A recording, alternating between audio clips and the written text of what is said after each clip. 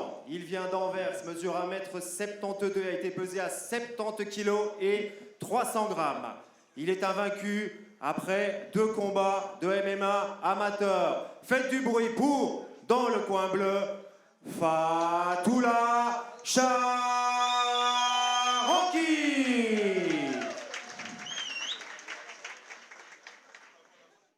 Il est âgé de 28 ans, mesure 1,91 m, il a été pesé à 70 kg et 900 grammes.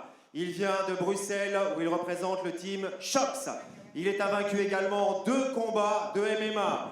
Faites du bruit pour, dans le coin rouge, Farshad Gardakane.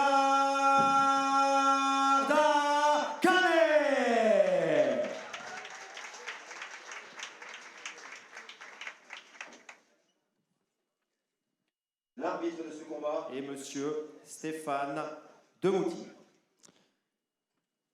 Eh ben, on est parti pour ce tout premier combat de la soirée. Fatoula dans le coin bleu, Farshad dans le coin rouge. Ils ont tous les deux un short noir. Donc regardez les gants pour pouvoir les différencier, ceux qui ne les connaissent pas. Et la taille est un bon indice aussi.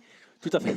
La taille peut bien les différencier. On a commencé sur un touch glove pour le respect. Et ici, quelque chose dont on n'a pas spécialement parlé, c'est la taille de la cage. 6 mètres seulement de diamètre, ça favorise généralement les lutteurs et les combattants à pression.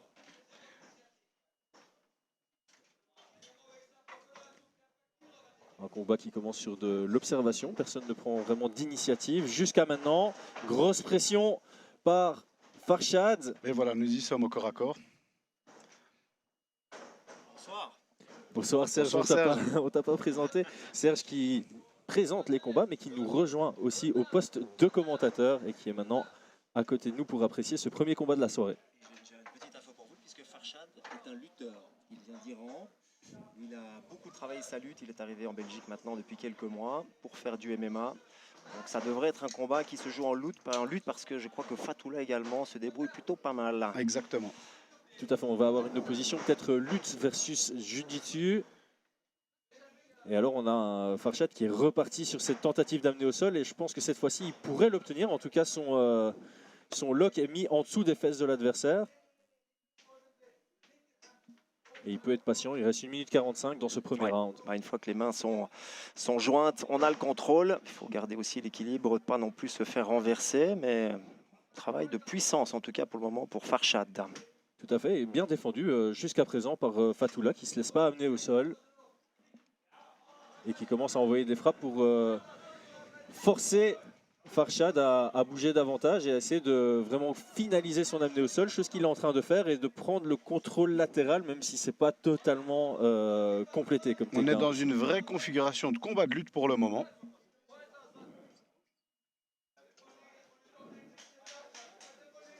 Alors c'est bien de prendre la position mais il faut travailler, il faut du grappling effectif. Ça a été rappelé dans le rules meeting. Alors c'est bien de prendre des positions mais il faut aussi pouvoir justement développer un schéma offensif. Un schéma offensif, que ce soit par des petites frappes ou alors par une progression, passer la garde ou bien se retrouver dans une position quand même dominante, ce qui n'a pas été tout à fait le cas pour Farshad, même s'il fait le travail dans les saisies pour le moment. Le petit coup de coude là est passé quand même. On rappelle aussi que ce sont des combats en 3 minutes. C'est la différence entre le MMA amateur et le MMA professionnel. Donc il faut faire le boulot en 3 minutes au lieu de 5. Un nouveau shoot et là, c'est une nouvelle position de contrôle. Tout à fait. Mais là par contre c'est Fatoula qui a shooté et qui a pris le contrôle latéral, envoyé quelques frappes. Donc ici on a vraiment une structure offensive derrière l'amener au sol, ce qui peut marquer pas mal de points et faire la différence alors qu'il reste 17 secondes dans ce premier round. Effectivement, il y a déjà une position dominante, une deuxième position dominante. Et je pense que c'est ça qui va faire toute la différence dans ce premier round. Des tentatives d'étranglement arrière. Est-ce qu'il aura le temps de finaliser? Non. Non, c'est la fin Sauvé du par round. le gong. Sauvé par le gong. Mais par le sifflet plutôt. Le sifflet. Mais clairement, je pense que c'est les 25 dernières secondes de ce round ont vraiment fait la différence. Et sera donné, donc le premier round devrait être donné à l'avantage du coin bleu, Fatoula. On voit bien ici que les combattants sont débutants. On voit la débauche d'énergie qui a été mise dans le premier round, notamment dans leur discipline de prédilection à tous les deux qui est la lutte. Maintenant à voir, est-ce que l'un des deux va vouloir développer un petit peu plus son MMA sur le deuxième round.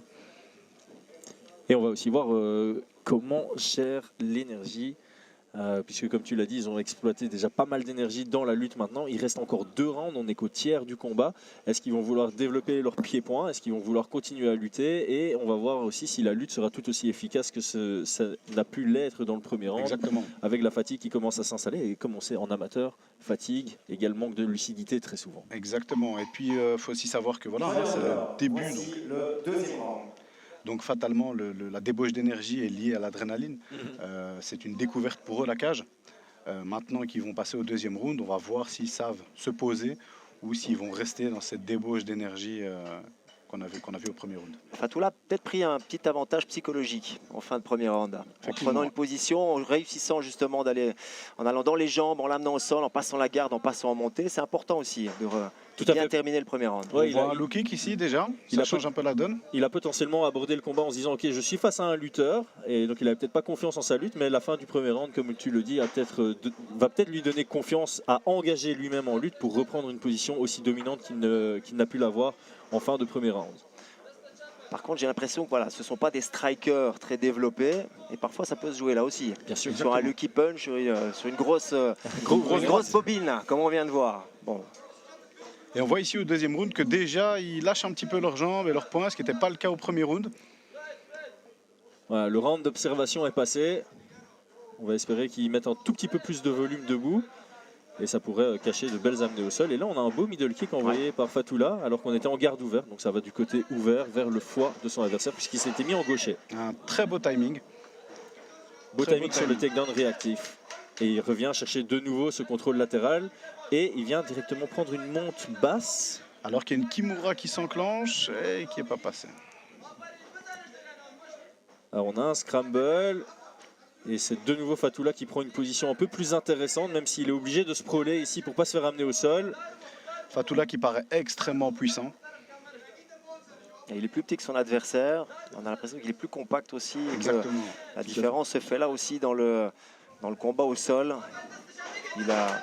Et tentative de Kimura Ouais. maintenant pour Fatoula. Mais est-ce qu'il va l'utiliser pour renverser ou pour prendre une position plus intéressante? Le choix est à lui. Là, pour le moment, on se retrouve dans une position de tortue et on essaie de la défendre du côté de Fatoula.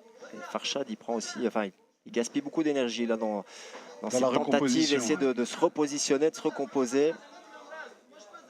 Alors qu'effectivement, Fatoula semble être un tout petit peu plus dans la conservation d'énergie et l'exploiter uniquement quand il y a une réelle ouverture pour frapper, pour envoyer du grand and pound et pour du coup marquer des points aux yeux des juges. Là, on a un drive par contre pour Farshad Il ne veut pas lâcher la jambe. Qui n'a hein. pas été jusqu'au bout. Ouais. Non, non. Je crois que c'est là où l'énergie joue. Je pense qu'avec un peu Exactement. plus d'énergie, il aurait pu continuer son drive jusqu'à la cage et compléter son amenée au sol en partant sur une single. Là, il est en train de succomber au poids de Fatoula qui garde cette position de sprawl. Hein. Et qui place très très bien ses hanches.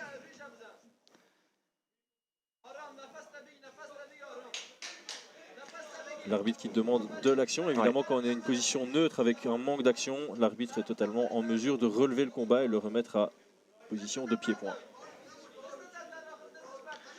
On se dirige vers un deuxième round qui, a priori, a l'air d'être aussi encore une fois à l'avantage De Fatoula. de Fatoula.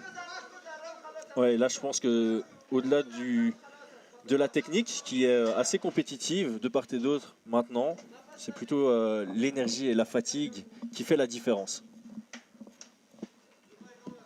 Fin du deuxième round.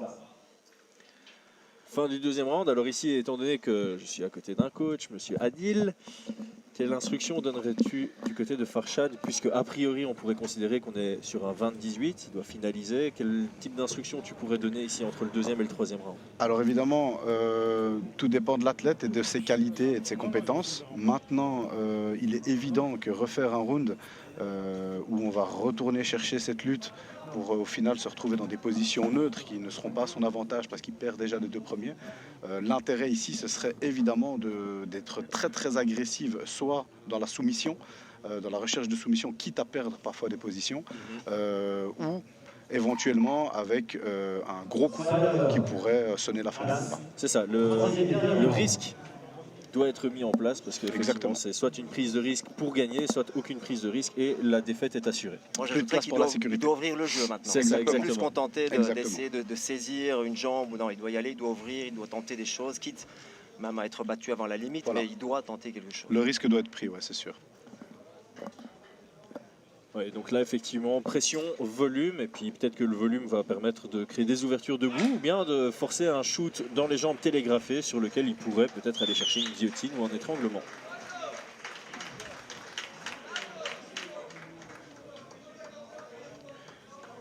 Ou même éventuellement, si on retourne dans des phases au sol, d'être constamment dans cette tentative de soumission. Ici, Fatoula qui ne perd pas de temps. À la moindre opportunité, il a cherché à amener au sol, mais par contre, attention au scramble un peu télégraphé. C'est un petit manque d'expérience parce qu'il avait pris un avantage dans l'échange.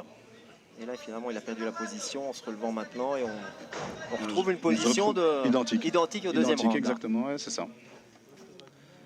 Toujours ces hanches qui pèsent sur cette nuque.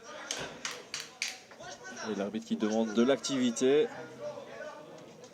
Et Farshad qui devrait tenter de recomposer même en prenant un risque, comme on a dit tout à l'heure. Il pourrait tenter le sit-out, par exemple, à partir de cette position. Mais encore une fois, la plupart des transitions intéressantes à partir de cette position demandent pas mal d'énergie. Et quand tu ne l'as pas, de temps en temps, tu préfères juste survivre dans la position dans laquelle tu te retrouves. Ah, très très beau ankle pick de Fatoula pour retourner la situation et prendre une position vraiment dominante. Maintenant, il est dans une position très neutre qui va lui permettre de contrôler et d'appliquer son jeu offensif à partir de la monte maintenant. Ouais.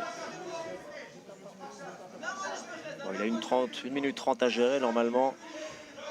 Farshad ne doit plus sortir de cette position si Fatoula gère convenablement cette fin de combat. C'est ça, à lui à voir maintenant, parce que maintenant je pense que la victoire est à lui. Est-ce qu'il veut prendre le risque de venir soumettre? Je pense que c'est plutôt dans son intérêt de garder la position et continuer à envoyer des frappes, parce que la soumission la plus accessible maintenant, c'est de prendre le bras droit qui se tend du côté de Farshad. Maintenant, il pourrait même finaliser sur un grand dump pound, parce que là, fatigué aidant, Farshad réagirait moins, et donc du coup, une rafale de coups pourrait mettre fin au combat. Farshad doit mettre les pieds sur le grillage et essayer de jouer sur le balancier, parce que de cette position-là, il ne va pas s'en sortir. Ah, il n'a aucun levier, c'est clair, et là, il commence à défendre... Ah, il vous a entendu, Serge. Avec un body lock inversé. Ouais, body triangle inversé, mais par contre il n'a pas accès à une jambe pour menacer une soumission, c'est juste une position qui lui permet de plus être pris en monte, disons. C'est rare de voir cette position, alors maintenant... Fatoula devrait reposer son bras droit au niveau gauche de Farshad, histoire de récupérer une garde de face et d'être sur un passage de garde éventuel. Là, il reste 12 secondes. Je pense qu'on a un Fatoula qui va tout doucement vers une décision unanime, normalement 30-27 aux yeux des 3 juges. Ce sera sans surprise. On va retrouver Serge dans la cage pour l'annonce officielle d'ici quelques instants. Et on finit quand même fort du côté de Fatoula qui ne veut pas lâcher le morceau. Qui aura été jusqu'au bout, de son combat et qui aura fini, que ce soit aux yeux des juges, aux yeux du public, sur une position qui est clairement dominante et qui résume un petit peu le combat dans son entièreté. Tout à fait. Alors ici, on peut souligner évidemment au niveau amateur que le cardio peut faire largement la différence. On le voit chez les pros, mais en général chez les pros, on est beaucoup mieux préparé de part et d'autre. Ici, la différence de technique était visible au premier round, mais on a vu une grosse différence de gestion d'énergie à partir du deuxième, et c'est ça qui a vraiment fait la différence, puisque le premier était le round le plus serré. À partir du deuxième, Fatoula a vraiment roulé sur son adversaire. Je dirais même que la lutte de Fatoula était beaucoup plus efficiente, dans le sens où il gaspillait beaucoup moins d'énergie pour arriver dans des positions où il fatiguait son adversaire. Et étant donné que son adversaire avait du mal à recomposer, restait dans des positions où il était écrasé, ça use aussi le cardio. Et donc du coup, fatalement, le combat va lui passer sous les mains, malheureusement. Oui, en tout cas, c'est une très bonne expérience pour les deux amateurs d'arriver au bout des 3 rounds. Comme ça, ils savent justement comment mieux gérer leur énergie la prochaine fois. Est-ce qu'ils doivent travailler leur cardio ou pas? Décision officielle maintenant par Serge. À combattre ce soir, c'est jamais facile, il y a beaucoup de pression. Merci à eux deux.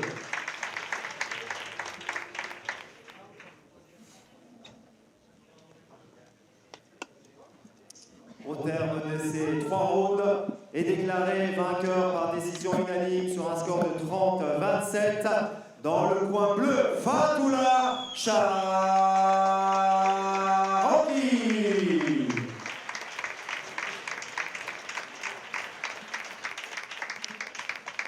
Merci d'applaudir également Farshad Gardakale. Et donc sans surprise, À 30-27. 30-27 pour Fatoula Charoki qui emporte sa 3e victoire. Il passe à 3-0 en amateur, mais on sent quand même qu'il y a encore une marge de progression avant d'évoluer vers le plus haut niveau de l'amateurisme.